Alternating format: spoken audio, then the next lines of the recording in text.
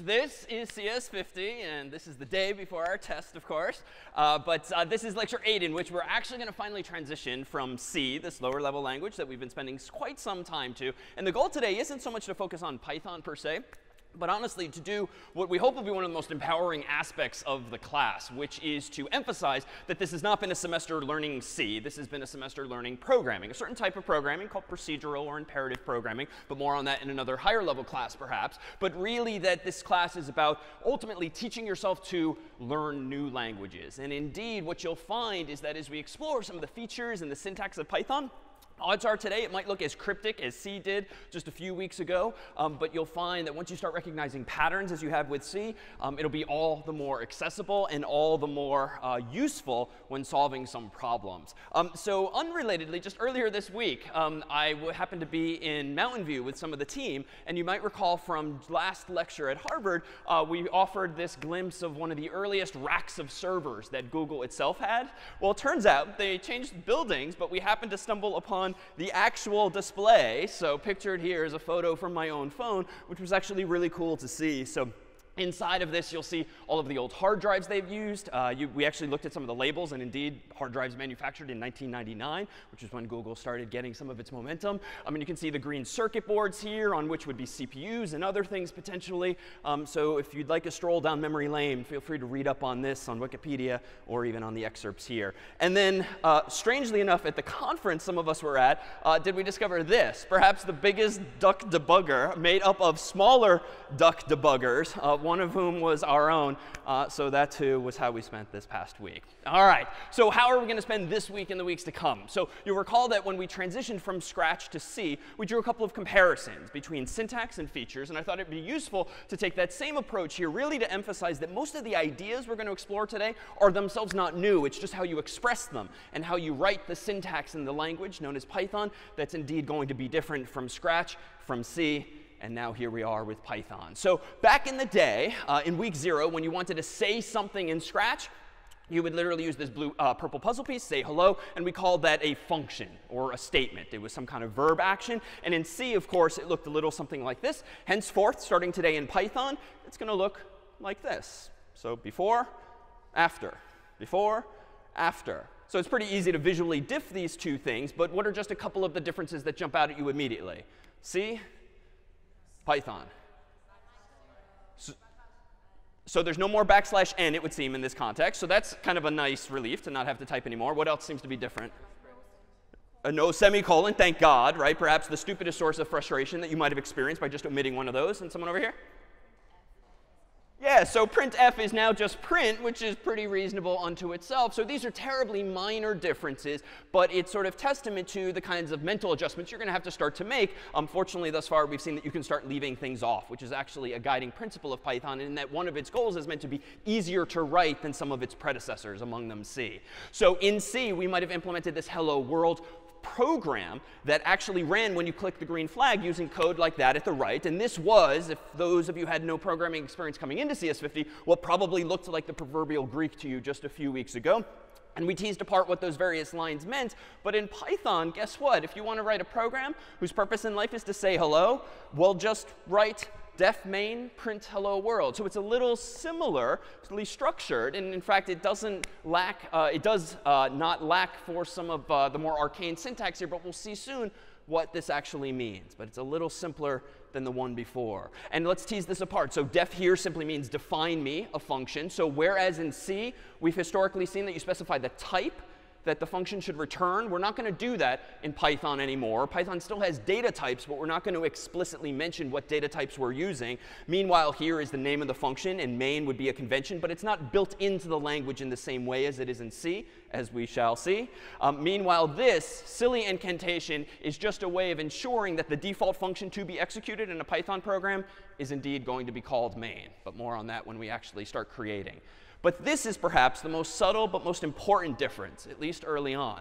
And it's even hard to see at this scale, but notice the colons, both here and here that I've highlighted now in yellow, and these dots, which are not to be typed, but are just meant to draw your attention to the fact that I hit the space bar 4 times in those locations. So if you have ever sort of gotten some feedback from your TA or TF that your style could be better, closer to 5 out of 5 because of lack of indentation or pretty formatting, Python's actually going to help us out with this. So Python code will not run if you have not indented things properly. So gone are the curly braces that encapsulate related lines of code within some block of functionality. And instead, they're replaced generally with this general structure. You have a colon, and then below that and indented are all of the lines that are somehow related to that earlier line of code. And the indentation must be consistent. So even though your own eye might not quite distinguish 4 spaces from 3, the Python environment will. And so this will actually help implicitly enforce better style, perhaps, than might have been easily done from the get-go. So then, of course, in Scratch, we had a forever block, which says hello world forever. Much like in C, we could implement it like this. Now there's actually a pretty clean mapping in Python. We already know we can get rid of the semicolon. We already know we can get rid of the curly braces. We're going to have to add in a colon. But it turns out we can get rid of a little more, too. So what more is absent from this translation of hello world to Python? This one's more subtle. So we definitely got rid of the curly braces, relying now just on indentation. OK, so there's no parentheses around while. And so this, too, is actually meant to be a feature of Python. If you don't logically need parentheses to enforce order of operations, like in arithmetic or the like, then don't use them, because they're just a distraction. They're just more to type. And the code now is just visually cleaner and easier to read. There's a minor difference, too. True and false are going to be capitalized in Python, but that's a fairly incidental detail. But notice this kind of captures already the spirit of Python. It's not a huge leap to go from one to the other, but we've just kind of started to get rid of some of the clutter and the stuff that never really intellectually added much, and if anything was annoying to have to remember early on. So true here is our Boolean, and now we have a finite number of iterations. We might want to say hello world exactly 50 times in C. This was a crazy mess. If you wanted to do this, you'd have to initialize a variable with which to count up to, but not including 50, plus plussing along the way, and so forth. In Python, it's going to be a little cleaner. And we'll come back to what this means exactly. But if you kind of read it from left to right, it kind of says what you mean, right? For I in the range of 50. So I is probably going to be a variable. And notice we're not mentioning its type. It's going to be implied by whatever the context is, which in this case has to do apparently with numbers per the 50. Range is actually going to be a data type unto itself. It's a little funky in that sense. It's called a class. But this essentially is a special feature of Python that, unlike in C, where if you want to iterate over an array of values or 50 such values, you would literally have an array of 50 values. Range is kind of cool in that it kind of stands there, and every time you iterate through a loop, it hands you the next number, but just one at a time, thereby using maybe as little as 1/50th the amount of memory, because it only has to keep one number around at a time. And there's a bit more overhead than that. It's not a perfect savings quite so, but this just says for I in range 50, and that's going to implicitly count from 0 up through 49. And meanwhile, what's below it is what's going to get printed this time. So meanwhile, here is one of our bigger Scratch blocks early on, and it translates pretty literally to code in C. And you can perhaps guess, if you've never seen Python before today, what the Python code might now look like. If this here on the right is the C code, what are some of the features syntactically that we're about to throw away? Yeah? You can throw away the curly braces and the parentheses. Curly braces and parentheses are going to go away. What else might go away? The semicolons are going to go away. The \n inside of the print statements. Great. One more thing, I think. The if, so we don't strictly need the parentheses, because it's not like I'm combining things logically like this or this and that. So it should suffice to get rid of those too. And there's a couple of other tweaks we're going to have to make here. But indeed, the code's going to be a lot tighter, so to speak. Now you're just going to say what you mean here. And there is one weird thing, and it's not a typo. What apparently you're ever going to have to start knowing now. Elif or whatever. So elif is not a typo. It's indeed how you express the notion of else if, but otherwise everything is exactly the same. And notice the colons. Frankly, ironically, whereas previously it might have been annoying to occasionally forget a semicolon, now the colons might take on that role, but at least everything below them is meant to be indented. So here's a fundamental difference beyond the sort of silly syntactic differences of this and, say, other languages. The flow of work that we've been using thus far has been essentially this in C. You write source code in a file generally ending in .c. You run a compiler, which, as a quick check, is called Clang. So it's not technically make. Make is just this helpful build utility that automates the process of calling Clang. So Clang is, strictly speaking, the compiler. And Clang outputs zeros and ones, otherwise known as machine code. And your computer, Mac, PC, whatever, has a CPU, central processing unit inside, made by Intel or some other company. And that CPU is hardwired to understand certain patterns of bits, zeros and ones, otherwise known as machine code. So that's been our world in C. With Python, and so the code that you might compile in C, for instance, might have been this, which we said you run Clang on, like this. And if you don't specify a default file name as output, you'll instead just get in your file all of these zeros and ones, which can then be executed by way of /a.out, the default name for the assembler's output here. So in Python, though, the world gets here, too, a little simpler as well. So we just now have source code and an interpreter. So there's no machine code, it would seem. There's no compiler, it would seem. And frankly, there's one fewer arrow, which suggests to me that the process of running Python code itself is actually going to be a little easier. Running C code has typically been 2 steps. You rerun Clang, or via make, you run Clang. Then you run the program. And it's fine. It's not all that hard, but it's 2 steps. Why not reduce to 2 steps what you could instead do in 1? And we'll see exactly what this means. Now, technically, that's a bit of an oversimplification. Technically, underneath the hood, if you wanted to run a program like this, that simply prints out hello world, you would simply run Python hello.py. And the result of that would be to see hello world on the screen, as we'll soon see. But technically, underneath the hood, there is some other stuff going on. So there actually kind of is a compiler, but there's not something called machine code per se. It's called bytecode. There's even something called a Python virtual machine. But all of this is abstracted away for us, certainly for the sake of today's conversation, but also in the real world more generally. Humans have gotten better over the decades at writing software and writing tools via which we can write software. And so a lot of the more manual processes and a lot of the lower level details that we've been focusing on, if not struggling on in C, start to go away, because much like in week 0, where we started layering on idea after idea, zeros and ones, ASCII, colors, and whatnot, similarly with our actual tools are we going to start to do the same. So whereas in the past, or whereas in actuality, what's going on underneath the hood is this process here, we can start to think about it really is something quite simpler. Now, if you're curious, and if you take some higher level class, like CS61 or another, you'll actually talk about things like bytecode and assembly code and the like, and we saw a glimpse of the latter a bit ago. This happens to be an intermediate language that Python source code is converted into before it's run by the computer.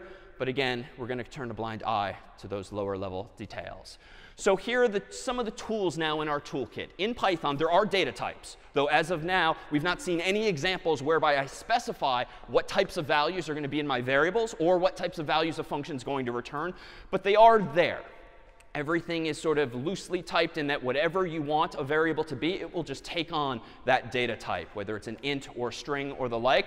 It's not going to be the full word string. In Python, it's literally called str. But there are some familiar types here, bool and float and int and others. And in fact, among the others, as we'll soon see, are features like range. But before that, know, too, that will provide, for at least our first foray into Python, a few familiar functions. So Python has different mechanisms than C for getting input from the user. We've abstracted some of those details away in a new CS50 library for Python that you'll really just use one or few times before we transition away from even that. But we'll give you functions like getChar, getFloat, getInt, getString that handle all the requisite error checking, so that at least for your first few programs, you can just start to get some real work done without diving into underneath the hood there.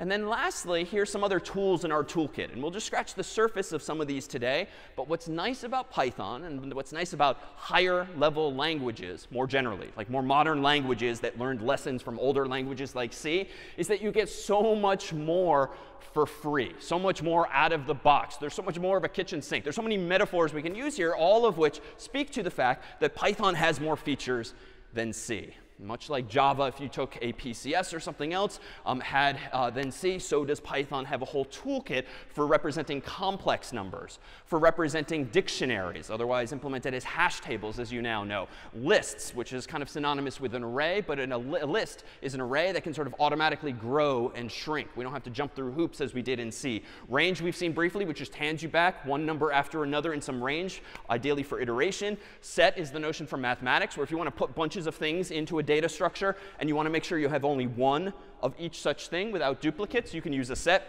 And a tuple is also a mathematical notion typically where you can combine related things without complicating things with actual structs. Like x comma y is a common paradigm in lots of programs, graphics or videos or certainly math and graphing itself. You don't really need a whole full-fledged data structure. You might just want to say x comma y. And so Python gives us that kind of expressiveness. So let's actually now dive in with that quick mapping from one world to the other and focus on what you can actually do with Python. So here I am in the familiar CS50 IDE. Much like we have pre-installed for you Clang and Make and other tools, we've also installed for you a program. That program is called Python, which is a little confusing at first glance because Python's apparently the name of the language, but it's also the name of the program. And here's where Python is different. Whereas C is, again, compiled, and you use something like Clang to convert it to machine code, Python is both the name of the language and the name of the program you use to interpret the language. So pre-installed in CS50 IDE, and frankly these days probably on your own Macs or PCs, even if you don't know it, is a program called Python that if fed Python source code as input, will do what that code says. So let's go ahead and try something just like that. Let me go ahead and save a file preemptively as hello.py. So .py will be the convention now instead of .c. And I'm going to go ahead and actually keep this pretty simple. I'm just going to print the first thing. It's muscle memory, so it's not printf anymore. It's just hello, comma, world, save, done. That's going to be my first program in Python. Why? It's one line of code. It's consistent with the features I've claimed Python has. So how do I run it? Well, in C, we would have done like make hello. But make knows nothing about this, because make is typically used with C, at least in this context here. So maybe it's like /hello.py. No, it seems I don't have permission there. But there's a step that I teased us with earlier on just the slide alone. How do I go about running a program, did I say? Yeah, I have to be a little more explicit. So Python, which is the name of the interpreter that understands Python, and now I need to feed it some input. And we know from our time in C that programs can take command line arguments. And indeed, this program itself does Python. You just give it the name of a program to run, and there it is, our very first program. So that's all fine and good, but what if I wanted to do something a little more interesting, like getting a string from the user? Well, it turns out in Python, in CS50 IDE especially, I can do something like this. S gets get underscore string, and I can ask someone, for instance, for their name, like this. Now, CS50 IDE is already yelling at me, undefined variable get string. And let's actually see if maybe it's just buggy. No. So this is a little more arcane than usual, but traceback, most recent call last, file hello.py line 2 in module, whatever that is. So I see a line of code from line 2, name error, name get string is not defined. This is not the same language we've seen before, but what does this feel reminiscent of?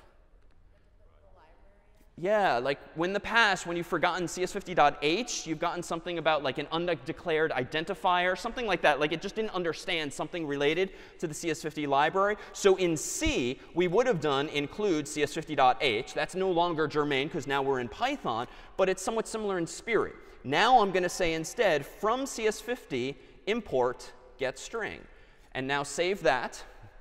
And hopefully momentarily the errors will go away as the IDE realizes, oh, you've now imported the CS50 library, specifically a method or function, rather, inside of it called getString. So there, too, it's different syntax, but it kind of says what it means. From CS50, which is apparently the name of the library, import a function called getString. Now, if I go ahead and rerun Python hello.py, I can go ahead and type in, say, Maria's name and ignore her altogether, because I need to make a fix here.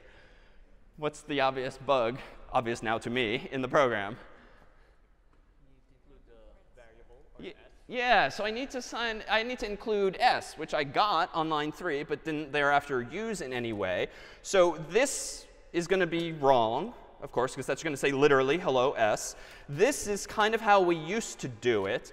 And then we would put in S. But this is not printf. This is print. So the world is a little different. And it turns out we can do this in a couple of different ways. Perhaps the easiest, if not least obvious, would be something like this, where I could simply say hello, open curly brace, close curly brace. And then inside of there, simply specify the name of the variable that I want to plug in. And that's not quite all the way there. Let me go ahead and run this once more. Now, if I type in Maria's name, oh, still not quite right. I need to actually tell Python that this is a special type of string. It's a formatted string, similar in spirit to what printf expected. And the way you do this, even though it's a little different from C, is you just say F. This is an F string. So literally before the quotes, you write the letter F. And then if I now run this program here, I'm going to actually see Maria's name as hello Maria. And I'll take care of that red X later. So that's a format string. And there's one other way, and this is not very obvious, I would say. You might also see in online documentation something like this. And let's just tease this apart for just a second. It turns out in Python that what I've highlighted in green here is known as a string, otherwise known as a str. str is the name of this data type. Well, unlike in C, where string was kind of a white lie, where it was just a pointer at the end of the day, a string is actually a first-class object in Python, which means it's not just a sequence of characters.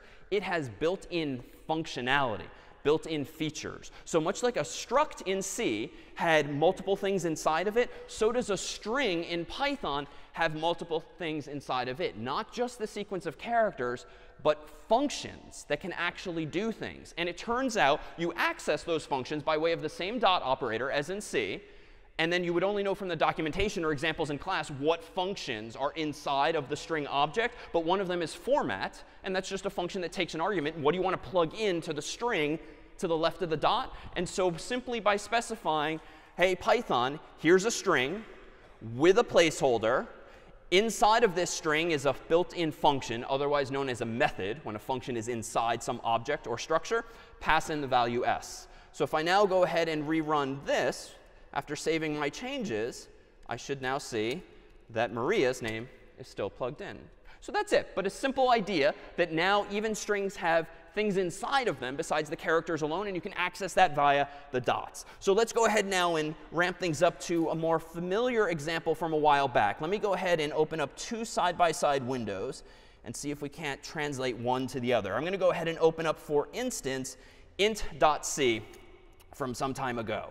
So you might recall from int.c, we had this program here, whose purpose in life was to get an integer from the user and actually now plug it into printf and then print it out. So what's going to be different now in Python? Well, in Python, if I go ahead and implement this as, say, int.py, I'm going to go ahead and do the following. Let me scroll down to kind of line things up roughly.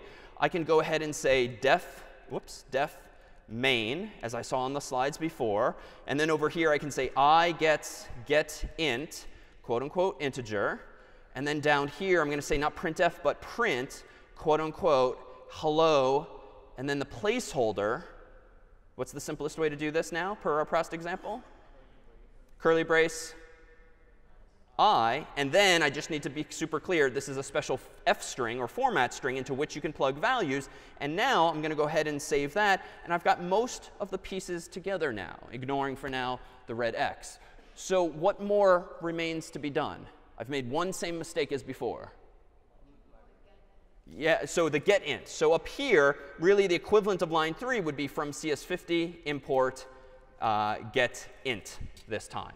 Saving that. And now, if in my terminal window, I go ahead and run python of int.py,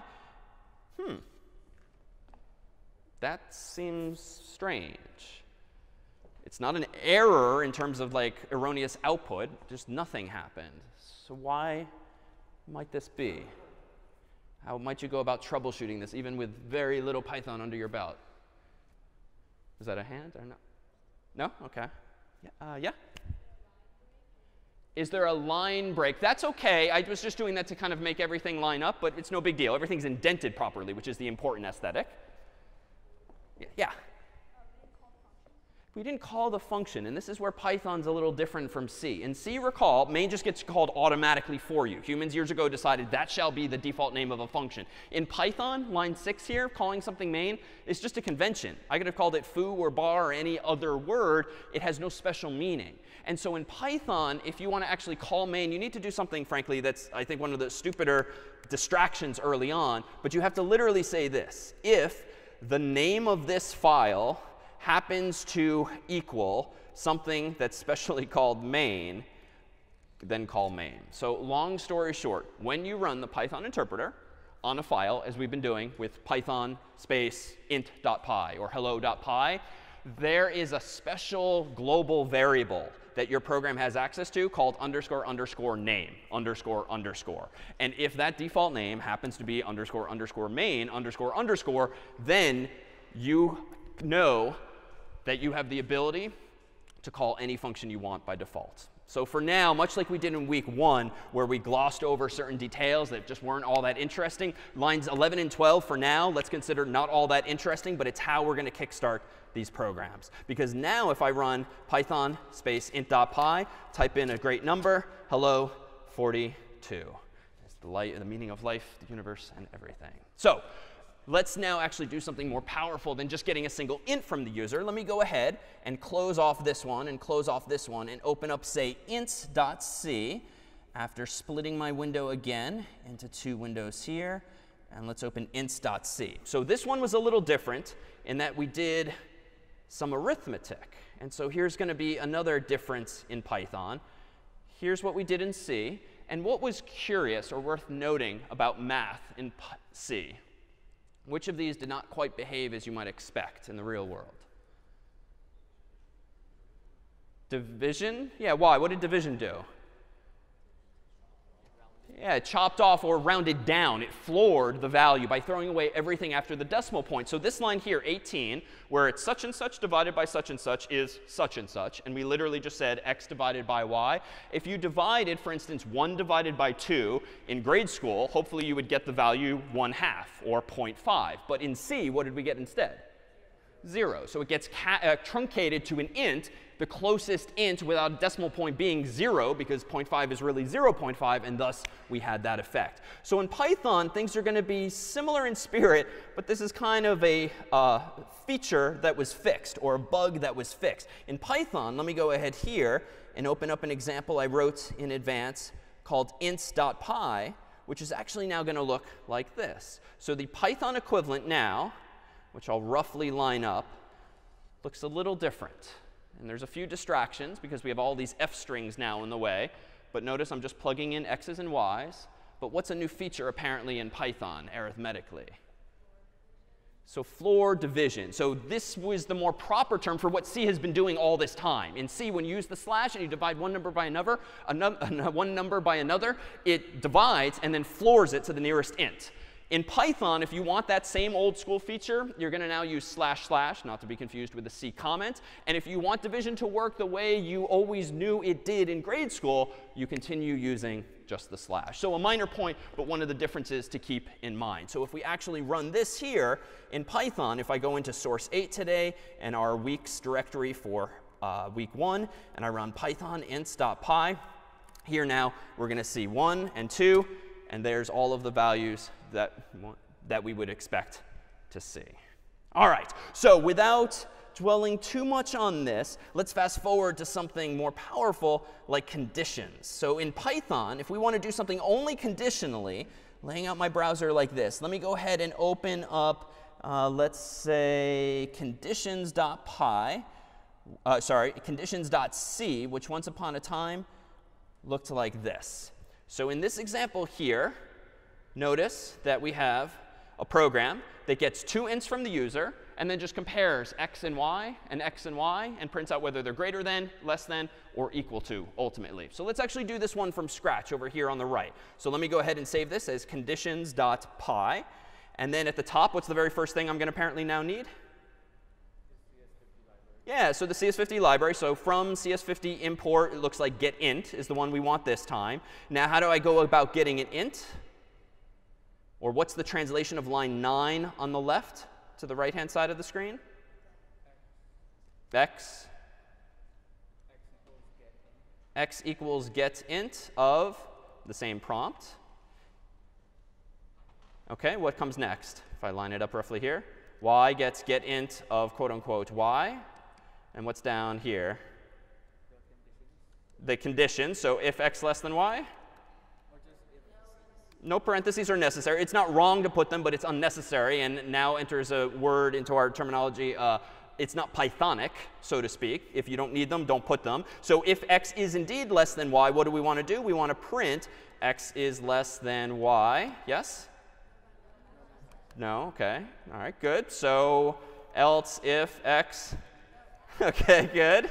Right? So kind of goofily, if, then go ahead and print out x is greater than y. And as an aside, I actually did that accidentally.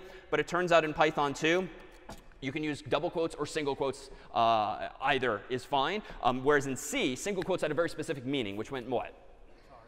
Chars, so single characters, and double quotes meant strings, sequence of characters, which meant 0 or more characters followed by \0. In Python, all of that is gone. Single quotes and double quotes are equivalent. I'll almost always use double quotes just for consistency, as should you for consistency within your own files.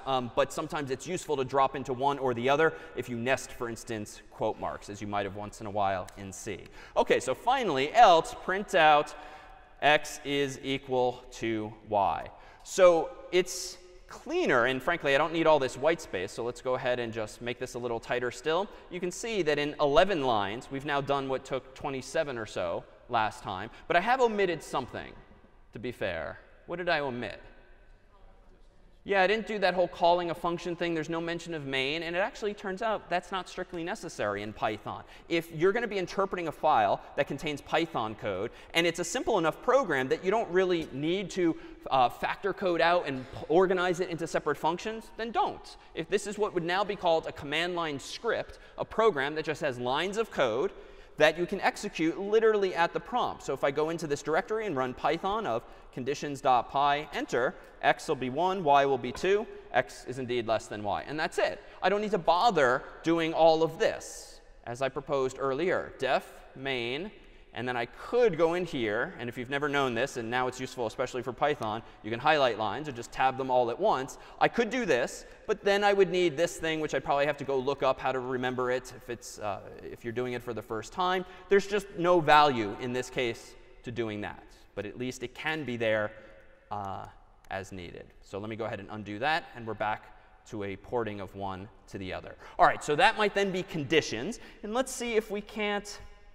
No switch there. Let's take a look at this one. Let me open up, rather than comparing all of them side by side, let me just open up this one now called noswitch.py, which is reminiscent of a program we ran some time ago called noswitch.c. And you can perhaps infer what this does from the comments alone. What does this program do in English? Because logical operators is not all that explicit at top. What's that? Yeah, so if you've ever interacted with a program that asks you for a prompt, yes or no, here's some code with which you might implement it. And we could do this in C.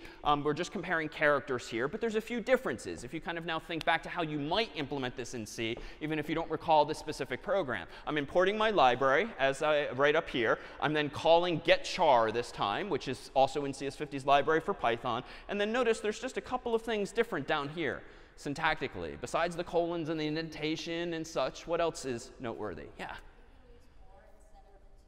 Yeah, like thank God, you can just say more what you mean now. If you want to do something or something, you literally say or. And if we were instead, albeit nonsensically here, trying to do the conjunction of two things, this and that, you could literally say and. So instead of the two vertical bars or the two ampersands, here's another slight difference in Python. Let's now take a look at another example reminiscent of one's past, this one called return.py. So here is an example where it's actually more compelling to have a main function, because now I'm going to start organizing my code into different functions still. So up here, we are importing the getInt method, or the getInt function from the CS50 library. Here I have my main function just saying x gets getInt, and then print out the square of x. So how do you go about defining your own custom function in Python that's not just main? Well, here on line 11 is how I would define a function called square that takes apparently an argument called n, though I could call this anything I want, colon, return n star star 2. So a few new features here, but again, it's no big deal once you just kind of look these features up in a manual or in a class. What is star star probably doing? Not square root, the power of. Yeah, so n star star 2 is just n raised to the power of 2. That was not a feature we had in C. So now we get this in Python. And what's this line 12 in green with the weird use of double quotes? Yeah, it's a comment. And it's a different type of comment than we've seen before. Because in my previous example, I did have a few comments. Recall that just a moment ago in conditions.py, we had a whole bunch of comments, prompt the user for x, prompt the user for y, compare x and y. So whereas in C we were using // Python unfortunately uses that for floor division, so to speak. So we instead just use the hashtag or the pound sign to enumerate a line, to specify a line that should be thought of as a comment. But here is something a little different. And we won't dwell too much on this for now, but Python has different types of comments, one of which is this. This is technically called a doc string or document string. And what's nice about Python, as well as languages like Java and others still, is that you can put comments in your code that special programs can read and then generate documentation for you. So if you ever took APCS and you ever saw JavaDoc, this was a way of commenting your methods and your code in Java using funky @ signs and other syntax, so that if you ran a special command, it could generate a user's manual for all of your functions and tell you or colleagues or friends or teachers exactly what all your functions are, what their arguments are, what their return values are, and all of that. Similarly, in Python, can you use these funky quote, quote, quote, doc strings to document your function. So whereas in C, our style has been to put quotes above the functions, in Python, it's going to be to put them as the first line inside and indented within the function. All right. So now let's actually try to port a program from code again, thinking back on week 1 in C when we had this program here. So there was quite a bit going. Oh, oops, spoiler. Don't look at that.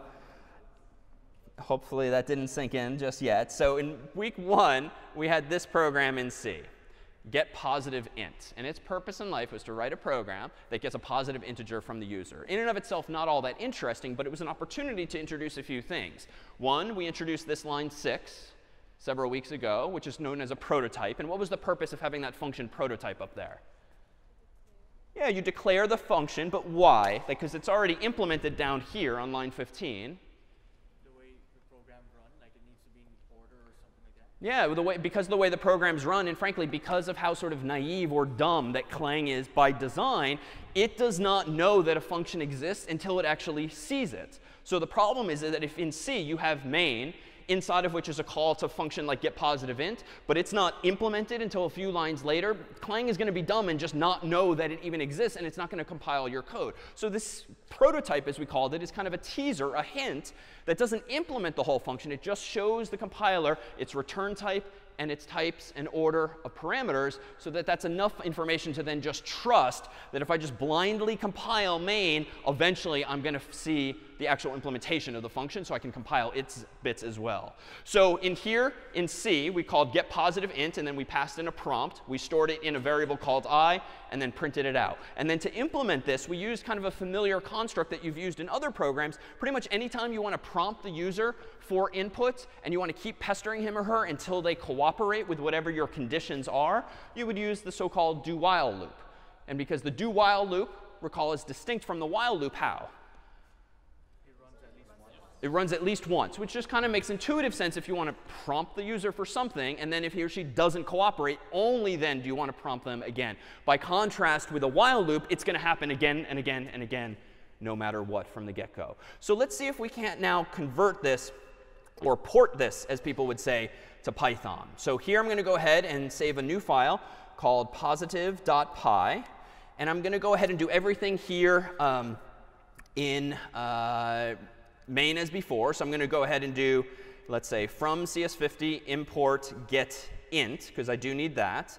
And then I'm going to go ahead and have my main method here. And then inside of main, just like on the left-hand side, I'm going to do I get positive int, positive integer, please. It's going to wrap a little bit now. That's fine.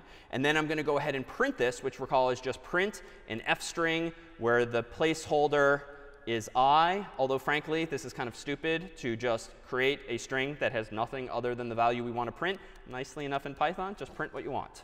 And so that simplifies that argument.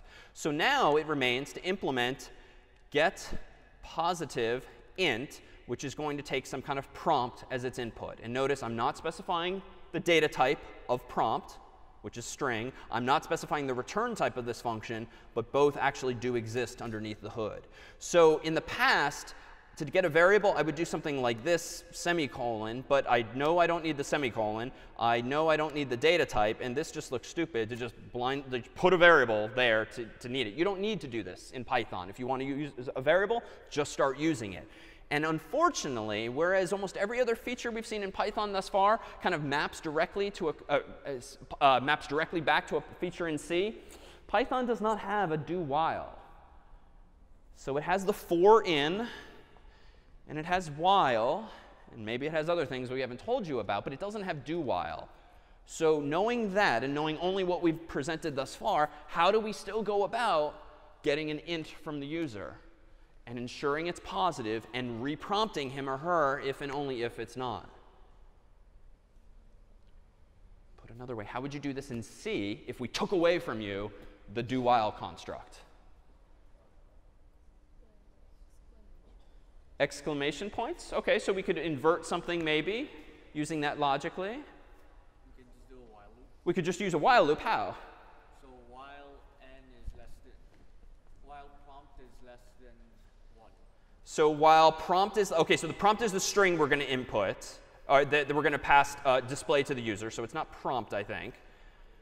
So maybe I or n to be consistent with the other side.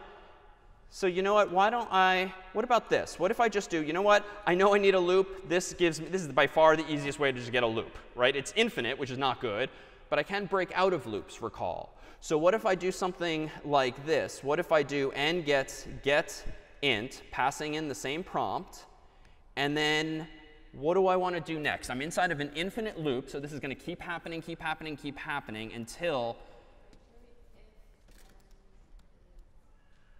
is positive. So Python's not quite that user-friendly. We can't just say that. But we can say what? Greater than 1. Greater than, close. Equal to. Well, OK, that's fine. Greater than or equal to 1. Then what do we want to do? Break.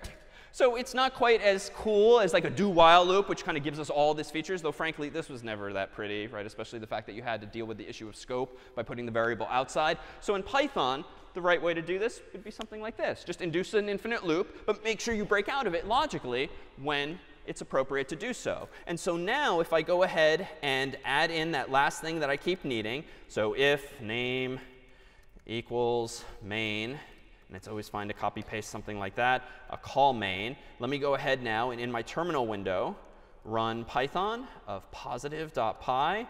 And let me go ahead and give it -5. How about -1? How about 0? Whoops, how about that? How about 0, 1? I screwed up. None is interesting. It's kind of our new null, so to speak. But whereas in C, null can potentially, if used in the wrong way, crash your program. Python might just print it, apparently. Where did I screw up? Yeah, so I didn't return an actual value. And whereas Clang might have noticed something like this, Python, the interpreter, is not going to be as sort of vigilant when it comes to figuring out if your code is missing something. Because after all, we never said we were going to return anything, and so we don't strictly need to. So what could I instead do here instead of break? I could just return n here, or I could equivalently do this and then just make sure I return n here. And another difference in Python 2 is that the issue of scope isn't quite as difficult as it was in C. As soon as I've declared n to exist up here, it now exists down below. So even though it was declared inside of this indentation, it is not scoped to that while loop alone. So either way, could we actually make this work? OK, so now let's try to run this again.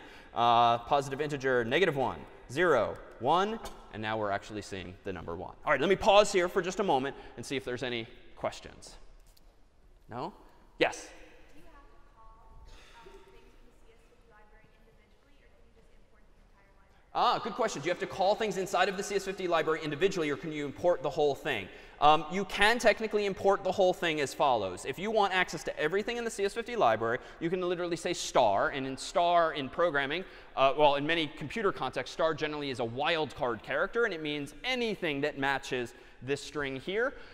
This is generally considered bad practice, though, because if CS50 staff happens to give you functionality or variables that you don't want, you have now just imported into your namespace, so to speak, all of those functions. So for instance, if the CS50 library had public inside of it a variable called x and y and z, in addition to methods like functions like getString and getInt and getChar, your program is now seeing variables x and y and z. And if you have your own variables called x and y and z, you're going to shadow those variables inside ours, and it just gets messy quickly. So generally, you want to be a little more nitpicky and just import what you want. Or another convention in Python is to not specify it like this, but instead to do import CS50.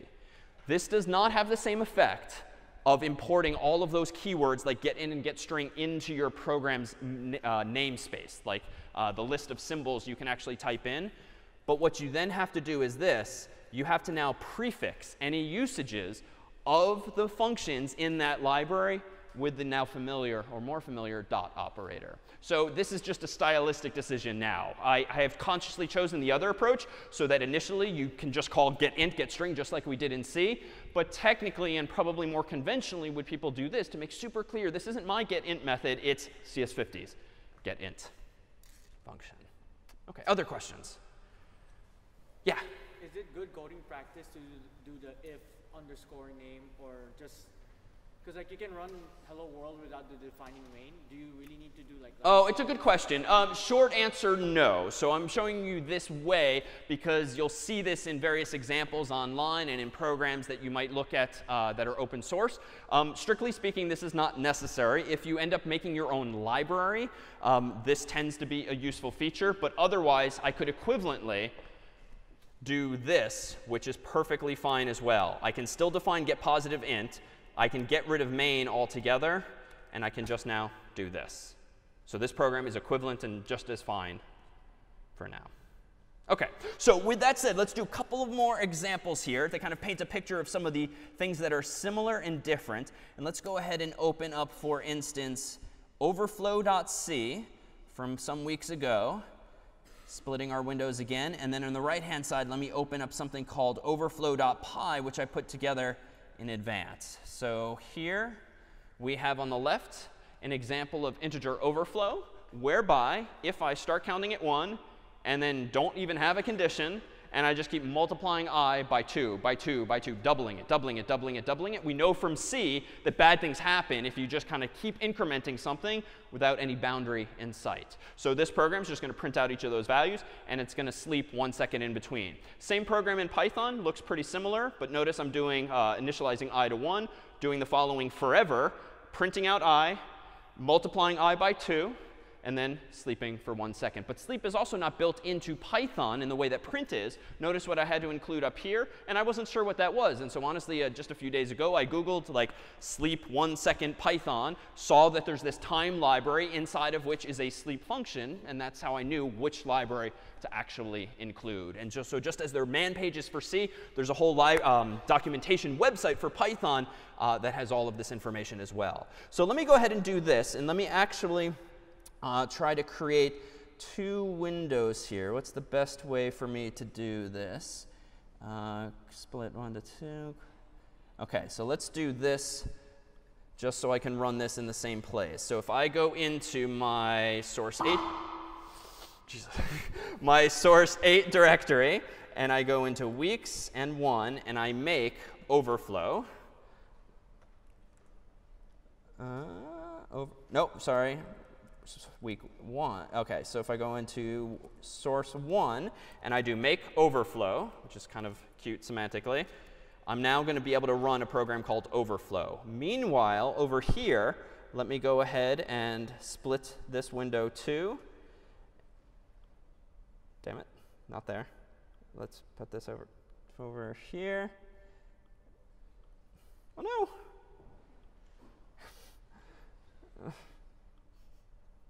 OK, 1 second, sorry. Overflow.py. OK, so now we're back. Oh, now I lost the other window. Oh, that's cool. OK, so let's do this. OK. Now I know how to use the IDE. All right, so on the left-hand side, I'm about to run overflow. And then lastly, without generating that beep again, I'm going to go in here. And I'm about to run Python of overflow.py. All right, and so the left will run the C version. The right will run the Python version. And we'll start to see, no pun intended, what happens with these programs. Oh, damn it, I got to scroll. OK, so I'll just keep scrolling for us. This is fun. OK. OK, next time, Google how to sleep for half a second instead. OK, so there we go. Something bad has happened here. And now C is just completely choking. Things are in a funky state. So what happened on the left before the answer scrolls away? Integer overflow, right? We had so many bits becoming ones that eventually it was mistaken for a negative number temporarily, and then the whole thing just kind of got confused and became permanently zeros. Whereas on the right-hand side, like, yeah, Python, look at you go. Like, still counting higher and higher and higher. And even though we haven't talked about the underlying representation of these types in Python, like, what can we infer from the apparent better correctness of the version on the right in Python? It's not an 8-bit representation. And even C, to be fair, uses 32 bits for its ints. And that's why we got as high as 2 billion or 4 billion in total. But same idea. How many bits must Python be using? 64? Yeah, maybe 64. I don't know exactly, but I know it's not 32 because it keeps counting up and up and up. And so this is another feature of Python, whereas int in C has typically been for us 32 bits, although that is technically machine specific. Python integers are now going to be 64, which just means we can do much bigger math, which is great for various data science applications and stats and whatnot, where you actually might have some large data sets to deal with. Unfortunately, we still have some issues of imprecision. Let me go ahead and close a whole bunch of these windows and go ahead and open up, for instance, just this one here. OK, no, I'm going to skip this and do one more, something slightly more fun, which is this. So in Python here, let's do a quick warm up. This is going to print for me what? 4 question marks, right? And this is reminiscent. This is like a really cheap version of Super Mario Brothers. And if you think back to week 1 where we explored this, there was a screenshot I had of Super Mario Brothers, one of the worlds, where we just had like 4 question marks, which Mario could hit his head against to actually generate a coin. So we stepped up from there in C to do this instead. And this is going to give us another feature. But let's see if we can't start to infer from context what these programs do. Here's another one, Mario 1. What's this do? It's using a loop, for sure. And it's using how many iterations, apparently? 4. So from 0 to 1 to 2 to 3 total. Each time it's going to print out, apparently, a question mark. But now, just infer from this. I haven't answered this question already. What else is going on line 4 and why? Not going to a new line, right? So there's always this trade-off in programming and CS more generally, like, yay, we took away the \n, which was annoying to type. But now if it's always there, how do you turn it off? So this is one way to do that. And it's also reveals another fundamental feature of Python. Notice that print apparently takes, in this case, more than one argument. The first is a string, literally quote, unquote, and a question mark. The second is a little funkier. It's like a word, and it's then an equal sign, and then it's a quote mark. So what is this here? So it turns out Python supports what are called named parameters. So in C, any parameters you pass to a function are defined ultimately by way of their order. Because even if a function takes arguments that have names, like x and y, or a and b, or whatever, when you call the function, you do not mention those names. You know they exist, and that's how you think about them in the documentation or in the original code. But you don't name the arguments as you pass them in and call a function. You instead pass them in the appropriate order per the man page or per the documentation. So in Python, you can actually be a little more flexible. If a function takes multiple arguments, all of which have names, you can actually mention the names explicitly, thereby freeing you from the minor inconvenience of having to remember and always get right the actual order of arguments. So in this case, print apparently takes at least 2 arguments in this case, one of which is called end. And if you want to use that one, which is clearly optional because I haven't used it yet, you can literally mention it by name, set an equal sign, and then specify the value that you want to pass in. So if I actually now go into this and go into weeks and 1 and do Python of Mario1.py, whoops, I'll still get, in week 2, if I get Mario1.py, I still get 4 question marks, but that's the result of printing this with a line ending of quote, unquote. If I do this, meanwhile, it's a little stupid because I'm going to get that for free if I just omit it altogether. But now I get 4 question marks here. And if you really want to be funky, you can do something like this, which is just going to be taken literally to give you that instead. Unclear use utility of taking this approach, but that's all, sorry, that's going on. Let's take a look at Mario 2. This one works a little differently as well. And how would you describe the feature offered by this version of Mario? Prints any number of question marks perfectly. So it's parameterized by first getting an int from the user using CS50's getInt function. And now I'm iterating from I to the range of n, whatever that is, and then actually printing out the question marks. Meanwhile, in Mario 3.py, a little fancier still, but what am I doing a little better now?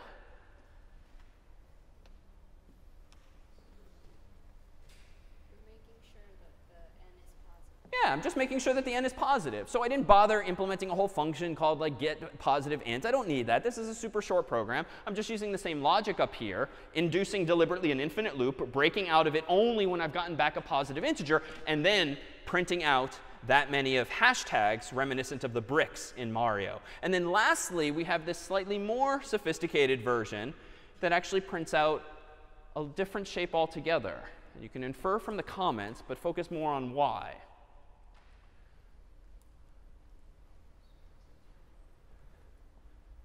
So this first line 12 iterates from I to n, whatever n is that the user typed in. Meanwhile, line 15 indented iterates from j from 0 up to n as well. So this is kind of like our canonical for int I gets 0, dot, dot, dot, for int j gets 0, dot, dot, dot, where we've had nested loops in the past. So notice, now that we have this building block, which is a line of code or kind of conceptually just a scratch piece, we can embed one inside of the other. Here I can print out a hashtag, making sure not to put a new line after every single hashtag I print out, only printing out a new line on line 17 on each iteration of the outer loop. And now notice, whereas in C, we would have done this historically, and that's fine. In Python, we don't need the f, and we also don't need the \n. So ergo, you can simply do print, and you'll get, if nothing else, a \n automatically. So that now when I run this version of Mario, we now get something more interesting. And I'll increase the size of my terminal window for this so that I can enter a positive number like this and print 10. And now we've got a whole block. So that was a lot. Let's go ahead and take our 5-minute break here. And when we come back, we'll look at some more sophisticated examples still. All right. So let's begin to start to transition to actually solving problems with Python after introducing just a couple of additional features that aren't so much syntactic, but actual features of the language. So here on the left was an old program we wrote in week 3 called argv0.c. And its purpose in life was simply to allow you to run a command line argument for the very first time. And that was a nice tool to have in our toolkit. So how might we go ahead and map this? Well, we actually need to know how Python works a little bit differently as follows. If I go ahead and open a new file called, let's call it argv0.py, I'm going to go ahead and translate this just as we did earlier. So I'm going to go ahead and want to use the following. So if argc. So there is no argc. And actually, so def main, there was also no argc or argv. And it's not actually correct to do this and this, as you might assume. It turns out that the feature of command line arguments are provided by a Python package, so to speak, or a library, much like the CS50 library is a package that you can import in Python speak. So to do this, I actually need to do this, import sys, which gives me access to a whole bunch of system-related stuff, like what the user has typed at the command prompt. And if I want to check if the number of words that the human typed at the prompt is 2, I actually am going to do this. If the length of sys.argv equals 2, then I'm going to go ahead and print out, quote unquote, hello, comma, and then a placeholder here. I know for placeholders I need to turn this into a formatted string, so an f string there. And now inside of the curly braces, it turns out I can do sys.argv bracket 1. So it's a little different from before, but notice I'm borrowing almost all the same ideas as earlier, including how we're printing out strings. And even though this is a little more verbose, what is between these two curly braces? Well, it's the result of looking in the system package, which has a variable called argv for argument vector, just like in C. It is itself an array, aka a list in Python. And here we have the result of indexing into element 1 of that list. And the way that I have access to this is because I've imported that whole package. So if on the right-hand side here, I go ahead after saving that file, and I do python of argv0.py, I see nothing. But if I actually say, like, my name here, I see hello.david. So very similar program, but implemented a little differently. And you'll notice, too, that the length of an array, henceforth known as a list, is not something that you yourself have to remember or keep around. You can just ask a list how long it is by calling the len, or len for length, function, passing it in as an argument. So that's one of the takeaways there. And if we actually want to do something a little more clever, like print out all of the strings in argv, well, back in the day in C, you might recall this example, argv1.c, wherein I had this for loop, and I iterated from 0 on up to argc, the argument count, printing out each of the arguments in that vector. Python actually makes even something like this even simpler. Let me go ahead and create a new file here, and I'll call this, say, argv1.py. And it turns out in Python, I can similarly just import sys, and then do, honestly, for s in sys.argv, print s. Done. So again, kind of just says what it means. So I've imported the system library. Sys.argv I know to be a list, apparently, of command line arguments. For something in something is a new syntax we have for loops. So for some variable s inside of this list, go ahead and print it. And so it's a much cleaner, much more succinct way of honestly getting rid of all of the complexity of this by just saying instead what we mean.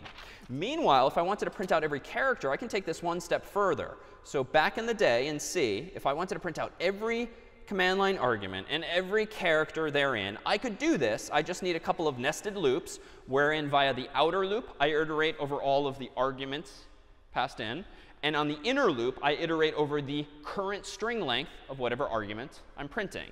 And this had the effect of printing out all of the command line arguments, letters, one at a time. I can do this in Python, honestly, so much easier. So let me go over here. Let me create a new file called argv2.py. Let me import sys as I did. So import sys, and then for s in sys.argv, for c in s, print c. Done. So what is this doing? Gone is all of the overhead of for int I and for int j and so forth. For s in sys.argv, iterates over all of the elements of that list, one string at a time. For c in s is a little different because s is technically a string or a str object, as we're going to start calling it. But at the end of the day, a string is just a sequence of characters. And it turns out Python supports, out of the box, the ability to use a for loop even to iterate over all of the characters in a string. And so c, I just mean char. So for c in s, that gives me each of the characters. So now at the end here, if I go ahead and run python of argv2.py with nothing, I get just the program's name, because that's, of course, the very first thing in argv, as in C. And if I write, say, a word like Maria here, I get argv2.py Maria all in one long column because of the additional prints that are happening in the implicit new lines. So any questions before we proceed on this use of a package called sys using these libraries rather using these functions therein. All right, so let me skip ahead then to something slightly familiar too. Let me go ahead, and you might recall initials.c from some time ago, wherein we accepted as a command line argument a user, or rather as an input to getString, a user's name, and then we printed out their initials. So let's go ahead and do that. So from CS50, let me go ahead and import getString. Then let me go ahead and say, get me a string, and I want the user to be prompted for their name, as we might do here. Then let me go ahead and say, all right, their initials, I don't know what they are yet, so let me just initialize an empty string, but then do this. For C in S, which is for each character in the person's name, if, and I don't know how to say this yet, if C is an uppercase letter, then go ahead and append C to initials, and then down here, print initials. So I've left a couple of blanks. That's just pseudocode for the moment. But this line 5, just to be clear, is doing what for me? What is being iterated over? The string. So for each character in the string, for C in S, I'm going to ask 2 questions. So in C, we did this in a couple of different ways. We can actually do it with kind of arithmetic, assuming, or rather with inequality checks, and actually considering what the underlying ASCII values are. The C-type library had that isUpper function and isLower that we used. Well, it turns out, because C is itself not a char, there is no such thing technically as a char in Python. You have only strings of length 1, and this is why single quotes no longer have any special meaning. It turns out C is technically just a 1-character string. Strings are what we've started calling objects, which is a fancier name for struct. So inside of an object, like a string, is functionality. And we saw one piece of functionality earlier, which was what? Not length, but, though that is another one. It was format. We saw it briefly, but when I did the string.format, I proposed that there's actually built-in functionality to a string called format. Well, you know what? It turns out there is a method or function inside of the string class, also called isUpper, and I can ask the very string I'm looking at that question by saying, if C.isUpper is true, then go ahead and append C to initials. So in C, if initials were technically a string, how could you go about appending another character to a string in C? C.append? Not in C. In C. Oh, so in C, the language. OK, so what's a string in C? A string in C is a sequence of characters, the last one of which is \0. All right, so it's an array of characters, last of which is \0. So if I, for instance, typed in my first name, David, and now I want to append Malin to the end of it, how do I do that in C? Exactly. It's like an utter pain in the neck. You have to create a new array that's bigger, that can fit both words, copy the David into the new array, then copy the last name in, then put the null terminator at the new array, then free probably the original memory. I mean, it's a ridiculous number of hoops to jump through. And you've done this on occasion, especially for things like perhaps problem set 5. But my God, we're kind of past that. Just go ahead and append to the array the character you care about. So in this case, not an array, but a list. Not an array, but a string object that's initially blank. It turns out that Python supports this syntax, plus equals, typically means arithmetic and add one number to another, but it also means append. So you can simply append to initials by doing plus equals C, one additional character. So even though the string starts like this and this big in memory, it's then going to grow for one character, grow, grow, grow, grow, until it has all of the user's initials. And as for where that memory is coming from, who cares? Like, this is the point that we're now past. You leave it to the language. You leave it to the computer to start to manage those details. And yes, if it needs to call malloc, fine, do it. Don't bother me with that detail. We can now start thinking and writing code sort of conceptually at this level instead of at this level. So again, we're sort of abstracting away what a string even is and leaving it to the language itself. So if I now go ahead and run Python of initials.py and type in, for instance, Maria Zlatkova here with a capital M and a capital Z, I then see her names because I've plucked out the middle initials. And if we do something else like David J. Malin, even with a period in there, it infers from the capitalization what my initials should actually be. So again, a much tighter way of doing things. Let me go ahead and now open up another example we didn't see a few weeks ago, though it was included in some of our distribution code if you wanted to look. Some weeks ago, we had this program among the distribution code where I declared an array of strings called book. And I proposed that there were these several names in the phone book, so to speak, all of the past instructors of CS50, sorted alphabetically. And then down below in this C program, I used that global variable called book to implement, it seems, linear search. And to implement linear search in C, I'm going to need, of course, a loop to iterate over all of the strings. This line 26 does exactly that. I then in C recall how to use stir compare, because remember we tripped over this issue early on where you can't just compare two strings in C because you'd be comparing accidentally their addresses, their pointers, not the actual value. So we use stir compare, and I can pass in the name that I'm looking for and the ith book one at a time, checking for equals 0. And then I can call Mike or David or whoever I'm trying to call, or just quit if the user isn't found. So what did this program actually do? If I go into this example, which again was from weeks 3, and I do make linear. No, not that. Make, oh, wrong directory again. If I go into source 3 and make linear, this program is supposed to behave as follows. So if I go ahead and run /linear, look for our old friend Smith, it found Smith. If I go ahead and search for, say, Jones, who did not previously teach CS50, it says quitting. All right, so meanwhile, in Python, bless its heart, we can get rid of all of that.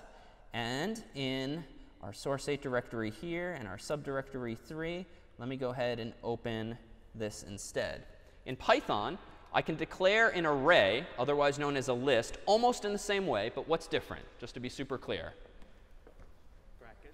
So the brackets are now square brackets instead of curly braces. And frankly, unless you statically initialized an array in C, like hard-coded the values for your array in C, you might not have even known you could use curly braces. So that's not a huge deal here. But in Python, square brackets here and here represent a list of elements, literally. And what else is different?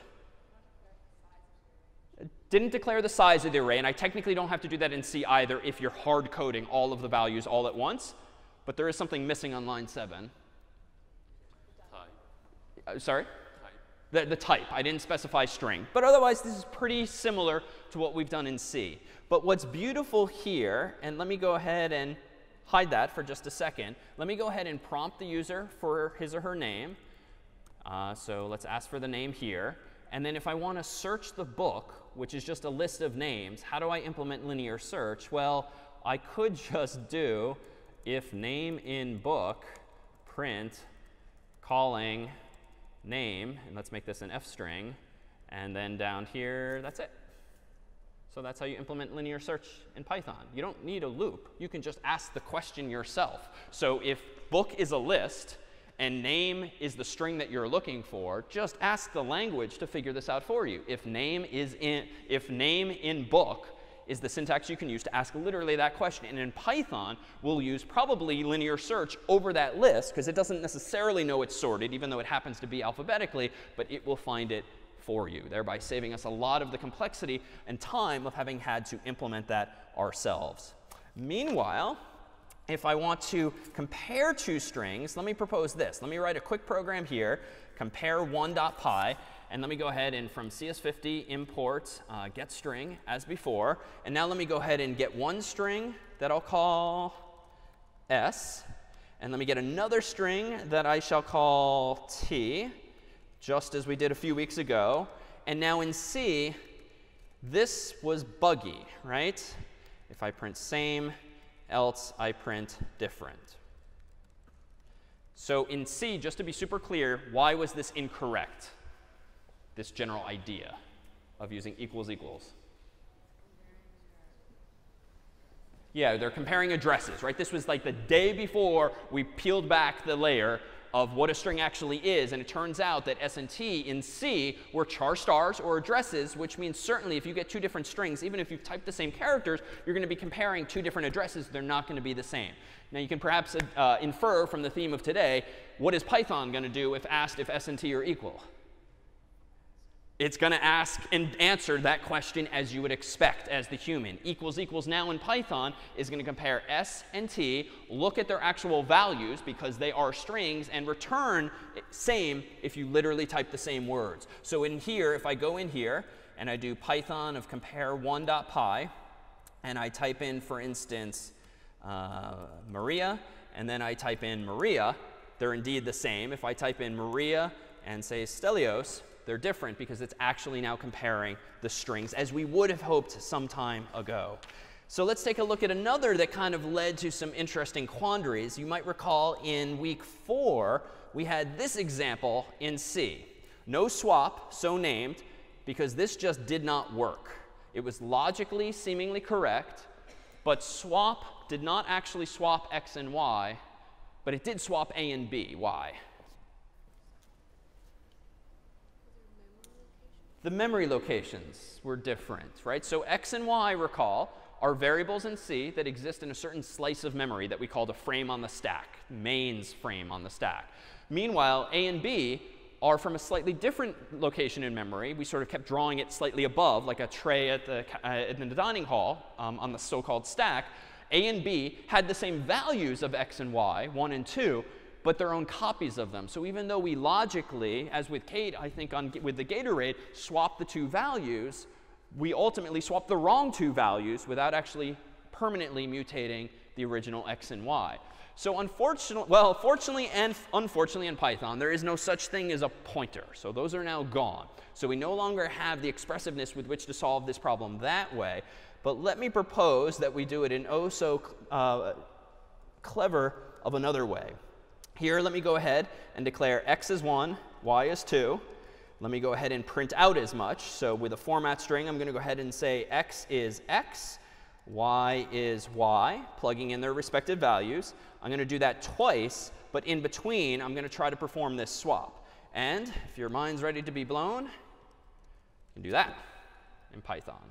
Do the old switcheroo in Python. And this actually does swap the two values as you would expect. Now, this is not a very common case. And to be fair, this is an incredibly contrived example, because if you needed them swapped, well, maybe you should have just done this in the first place. But it does speak to one of the features of Python where you can actually do something like that.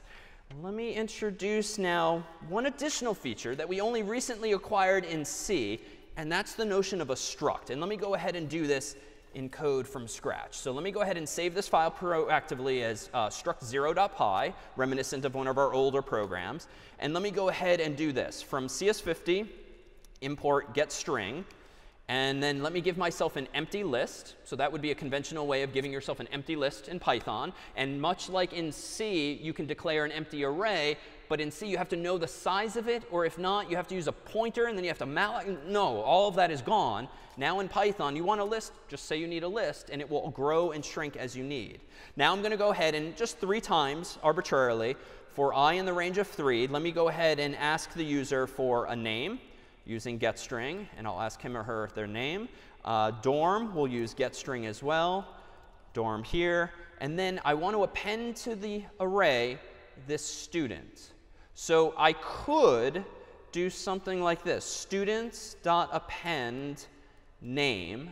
And it turns out, and we've not said this yet, but there is inside of the list data type a method, that is function, built into it called append that literally does that. So if you've got an otherwise empty list and you call that list's name .append, you'll add something to the end of the list. And if there's not enough memory for it, no big deal. Python will find you the memory, allocate it, move everything in it, and you move on your way without having to worry about that. But I don't want to store just the name. I want to store the name and the dorm.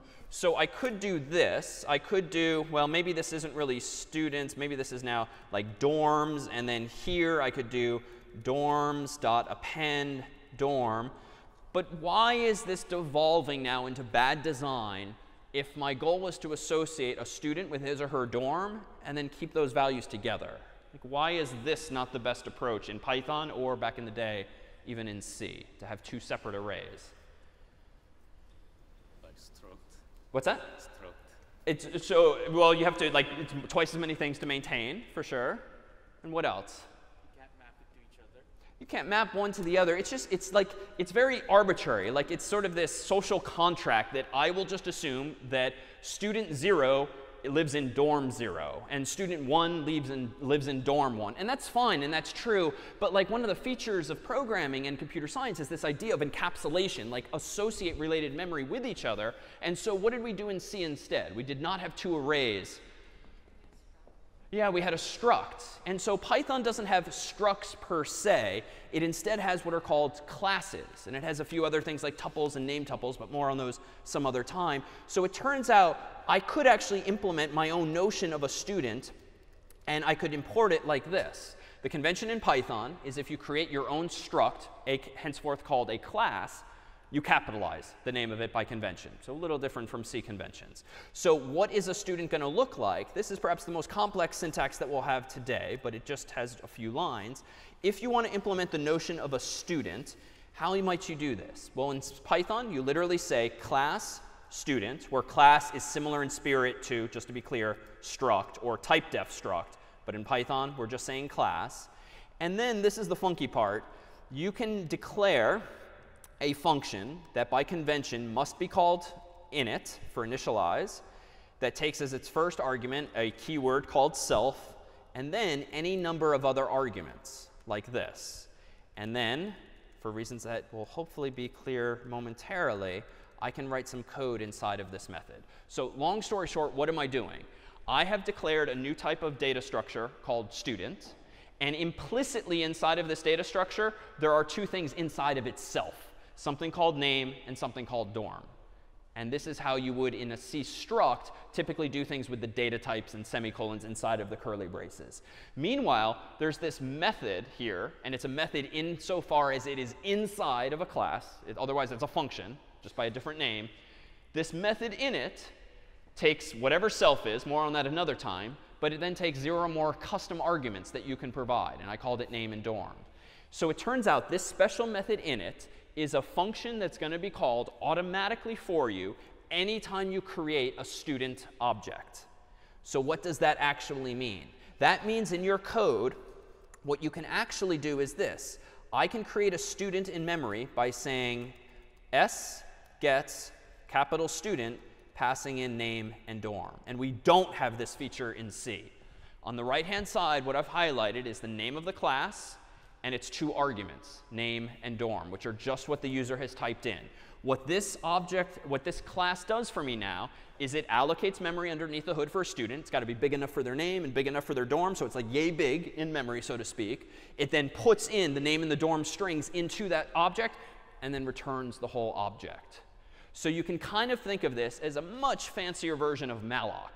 So this is allocating all the memory you need, but it's also installing inside of that memory the name and the dorm, and it's bundling it up inside of not just an arbitrary chunk of memory, but something you can call a student object. And all that means that now for our students, we can just go ahead and append that student to the list. So now if later I want to iterate over for student in students, I can go ahead and print out, for instance, that student.name lives in student.dorm, close quote. And if now over here, oops, close that. And now over here, if I go ahead and run Python on struct0.py, oh no. Oh, thank you. That goes there. So now, damn it. Missing curly, oh, thank you. OK, so now if I want to go ahead and type Maria and Cabot and David and Mather and Rob and say Kirkland, now we get all three of those names. And there's other ways too if we wanted to actually store this thing on disk, but I'll defer that to an example online. Let's look at one final example that will hopefully either make you regret the past several weeks or embrace the next several instead. So you'll recall that, though the former I suppose could be true even without my help. So if I go into now today's distribution code, you will see this program. And we won't walk through all of its lines, but this is a program written in Python called Speller. And what I did was literally sit down with speller.c from problem set 5, and I just converted it from left to right from C to Python. implementing it in Python in as close to an identical way as I could, just using features of Python. So just skimming this, you'll see that apparently my implementation of Speller in Python has a class called dictionary, which is very similar in spirit to dictionary.h in C. Notice that I still have a constant here, or it's not technically a constant, but a variable called length equals 45. I hard-coded in dictionary/large, as speller.c did too. I'm using command line arguments, as we saw earlier, but this time in Python instead of C. Notice you can do funky things like this, which is reminiscent of our swap trick just a little bit ago. If you want to declare multiple variables all on the same line and initialize them, you can just enumerate them all with commas. Then on the other side of the equal sign, enumerate with commas the values that you want to assign to those variables. And then down here, if I keep scrolling, you'll see code that we won't get into the weeds of, but some familiar phrases. So this is the program that actually runs a student's dictionary on some inputs and then prints out, per all of this stuff at the bottom, all of the familiar phrases that you might recall from problem set 5. So this took a lot of work, most likely, to implement in C. And understandably, you might have used a linked list initially, or ultimately, you might have used a hash table or try, or struggled with something in between those two. And that is a function of C. C is difficult. C is challenging because you have to do everything yourself. An upside, though, of it is that you end up getting a lot of great performance, theoretically. Like once you have implemented the code, you're kind of as close to the hardware as possible. And so your code runs pretty darn well and is dependent only then on your algorithms, not on your choice of language. So here, let me go ahead and implement a file called dictionary.py. And let me propose that the the equivalent of dictionary.h would be this file here. And it's going to have a keyword, a function called check, which takes in an argument called word. It's going to have a function called load, which takes in an argument called dictionary. It's going to have a method called size, which takes in no arguments other than itself. And then it's going to have a method called unload, which also takes no arguments other than itself. So if we were instead to have assigned problem set 5 in Python, we essentially would have given you a file called dictionary.py with these placeholders for you. Because recall in pset 5, those were all to-dos. Strictly speaking, there would be one other here. We would probably have a def init, because every class in Python we'll see will typically have this init method, where we just are able to do something to initialize the data structure. So let me go ahead and do this. We don't know that much Python yet, and we're taking for granted that Speller, in fact, works. But let me go ahead and load some words in a dictionary. So here is my method called load. Dictionary is going to be the name of the dictionary to load. So you guys implemented this yourself by loading those files from disk. In Python, I'm going to do this as follows. Give me a file and open it in read mode. Iterate over each line in the file. Then go ahead and add to my set called words the result of that line by stripping off the end of it \0. Then go ahead and close the file and then return true because I'm done implementing load. So that is the load method in Python. Happy, yes. OK, so check. Check was a struggle too, right? Because once you had your hash table or once you had your try, now you had to actually navigate that structure in memory, maybe recursively, maybe iteratively, following lots of pointers and the like, following a linked list. How about I just do, let's just say, if word lowercase in self.words return true, else return false. Done. So that one's done. Size, we actually can kind of infer how to do this. Return the length of the words. That's done. Unload, don't have to worry about memory in Python, so that's done. And there you have problem set 5. Thank you. So what then are the takeaways? Either great elation that you now have this power, or great sadness that you had to implement this first in C. But this was really ultimately meant to be thematic. Like, hopefully moving forward, even if you struggled with any number of these topics, linked lists and hash tables and pointers and the like, hopefully you have a general understanding of some of these fundamentals and what computers are doing underneath the hood. And now with languages like Python and soon with JavaScript and SQL, with a little bit of HTML and CSS mixed in for our user interfaces, do you have the ability to now solve problems taking for granted both your understanding understanding of those topics and the reality that someone else has now implemented those concepts for you, so that when it comes to solving problems at 6 and 7 and 8, and then leaving CS50 and solving problems in your own domain, you have so many more tools in your toolkit, and the goal really for you is going to pick whichever one is most appropriate. So let's adjourn here. I'll stick around for questions, and we'll see you next time. Best of luck on the test.